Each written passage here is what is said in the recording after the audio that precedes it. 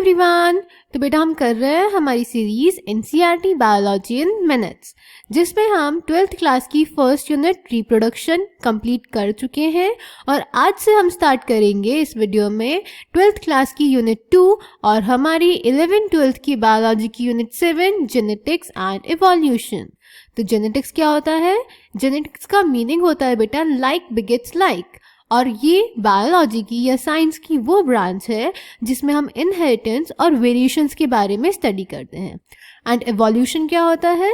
Evolution एक process है, एक मैकेनिज्म है जिसमें लाइफ फॉर्म्स टाइम के साथ, एनवायरमेंटल कंडीशंस के साथ और बाकी कंडीशंस के साथ चेंजेस और अडेप्टेशन शो करते हैं। ठीक है, तो इस यूनिट में हम जेनेटिक्स और इवोल्यूशन के बारे में पढ़ेंगे। तो इस यूनिट में बेटा हमारे पास 3 चैप्टर्स हैं। Chapter 4 principles of inheritance and variation, chapter 5 molecular basis of inheritance and chapter 6 evolution. Chapter 4 में बेटा हम इनहेरिटेंस के लॉज और पैटर्न्स पढ़ेंगे, डिसऑर्डर्स पढ़ेंगे।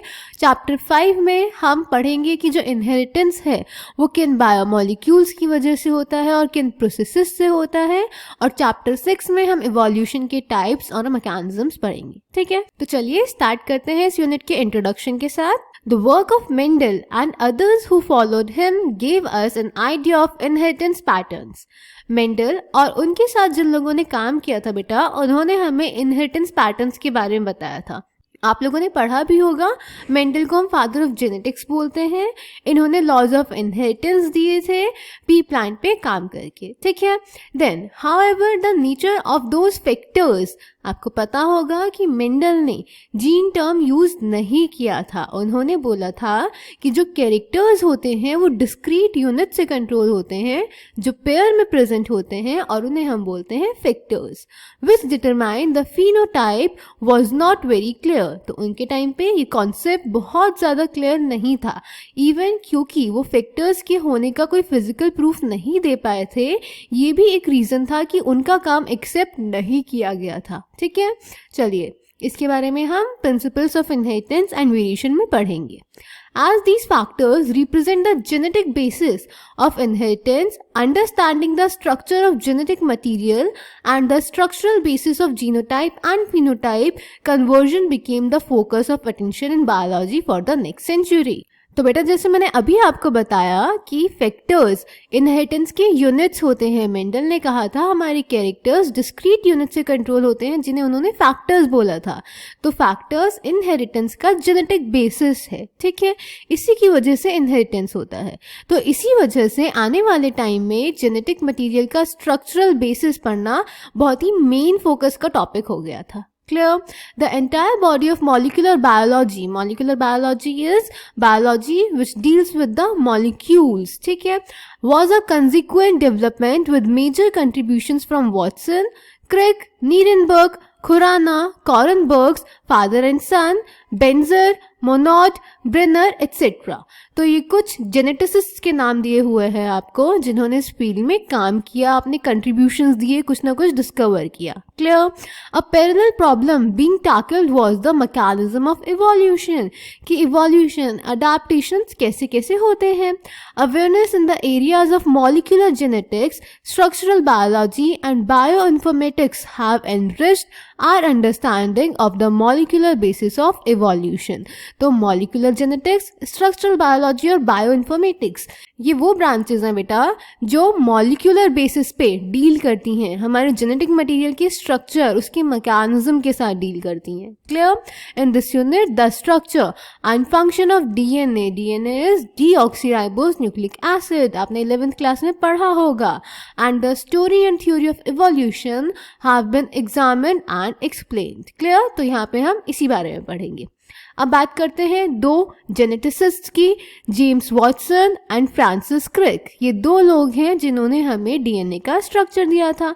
इनके बारे में देख लेते हैं क्या लिखा हुआ है एनसीईआरटी में। James Dewey Watson was born in Chicago on 6 April 1928. In 1947, he received BSc degree in zoology, उन्होंने जूलॉजी में BSc डिग्री करी थी. During these years his interest in bird watching had matured into a serious desire to learn genetics.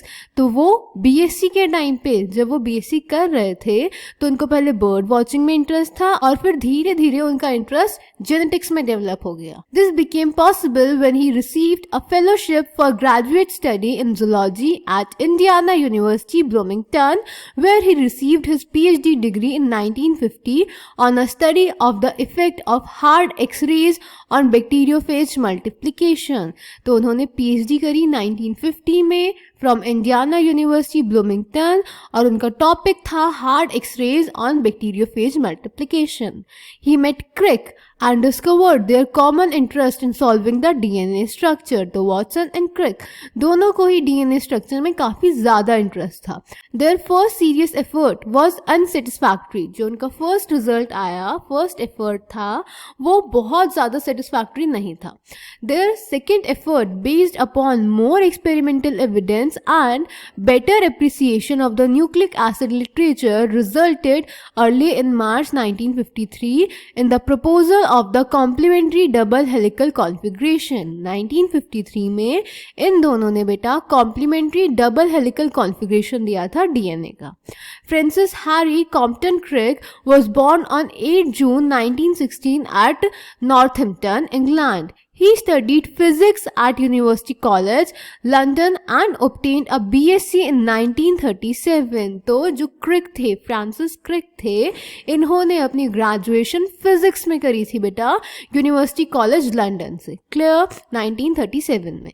He completed PhD in 1954 on a thesis entitled X-ray diffraction, polypeptides and proteins. और इन्होंने 1954 में अपनी PhD complete करी और इनका topic था X ray diffraction, polypeptides and proteins. Polypeptides और proteins क्या होते हैं ये भी आपने बायोमॉलिक्यूल्स में पढ़ा है. ठीक है. A critical influence in Crick's career was his friendship with J.D. Watson, then a young man of 23, leading in 1953 to the proposal of the double helical structure for DNA and the replication scheme.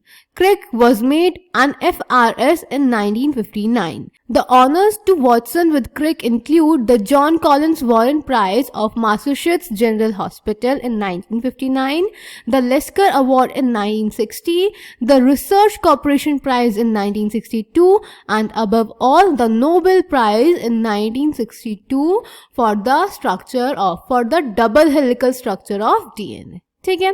तो बेटा ये थे Watson and Crick और ये था introduction हमारी 7th unit का biology की जेनेटिक्स एंड इवोल्यूशन.